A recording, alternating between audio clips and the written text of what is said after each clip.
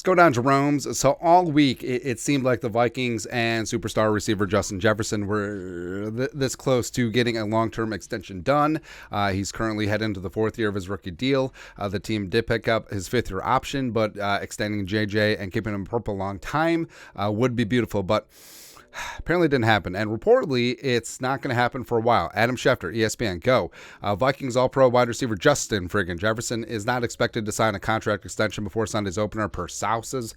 Both sides made a strong effort to get a deal done, but the plan now is to revisit after the season. So that's super interesting. And, the recent deals with Nick Bosa becoming the highest paid non-quarterback in NFL history, especially with the guarantee, as well as Jumpin' Joe Burrow becoming the highest paid player in NFL history, I'm sure did impact Justin Jefferson, where, yes, edge rusher, yes, quarterback, but in terms of the top strata of players and guarantees, Justin Jefferson is certainly there, and both of those contracts and precedents certainly played a part in it. And like we said, JJ headed to the fourth year of his rookie deal. The Vikings did pick up his $19.743 million fifth-year option, which was maxed out because of all of his all-pros and just being amazing, right? And with Jefferson breaking records first three seasons, eligible for that extension, and now, if it's true that they're not going to revisit a contract throughout the season, if and when Justin Jefferson puts up another massive year, another Offensive Player of the Year campaign, another MVP finalist campaign, the price is only going up because as of right now, if they would have gotten a deal done, what would JJ have made? $34-35 million per year, pretty damn high guarantee. But after Jefferson chalks up another massive season, as well as gets another year closer to free agency, the price of the brick is going up. And that's the only thing right now where should the Vikings have just eaten it and paid a little bit more to get things done now and pay a little bit less slightly versus what's going to happen next offseason?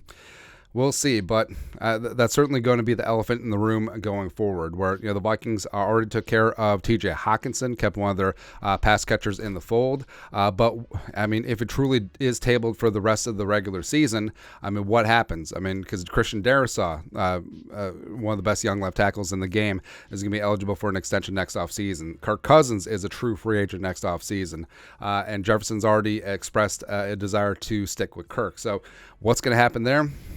TBD. And Jefferson, gotta give Jefferson a lot of respect, where this entire offseason, he could have held out like Chris Jones, he could have held out like Nick Bosa, but he didn't attend voluntary minicamp, attended mandatory minicamp, as well as voluntary OTAs, nailed it, as well as showed up for training camp and practiced hard every single day. But absent an extension next off season, things could get a little bit dicey. He could potentially hold out for OTAs, mandatory minicamp, and training camp, and it could be similar to the Nick Bosa holdout. Because remember, Nick Bosa's holdout is different than Chris Jones because Nick Bosa's on his rookie deal, and fines are forgivable by the team. Players not on the rookie deal, fines are not. So Chris Jones is racking up, probably like $10 million in fines at the end of the day, and Nick Bosa got his fines forgiven, and that's something that JJ could go down. Or do the Vikings consider trading Justin Jefferson? I really hope that's not the case, and it really sucks that we're having to talk about this on the eve of the brand new season, but I hope that the Vikings will get their head out of their ass, where Justin Jefferson is the face of the franchise. He plays a premium position. He's the best at his said position, and he truly is a potentially generational player. So keeping him in the fold, keeping him happy does make a ton of sense, and I guess this does benefit the Vikings that JJ, who's always played with a chip on his shoulder, he was a 2-star recruit coming out of high school, will continue. Hey, you don't think I'm worth the money? Watch this. So I think that potentially JJ could have a historic season, JJ 2K, and then he gets $40 million per year. He gets Daniel Jones type money. Go ahead. But your thoughts are thoughts. Vikings and JJ don't agree on an extension, and reportedly talks are going to be tabled for the rest of the season.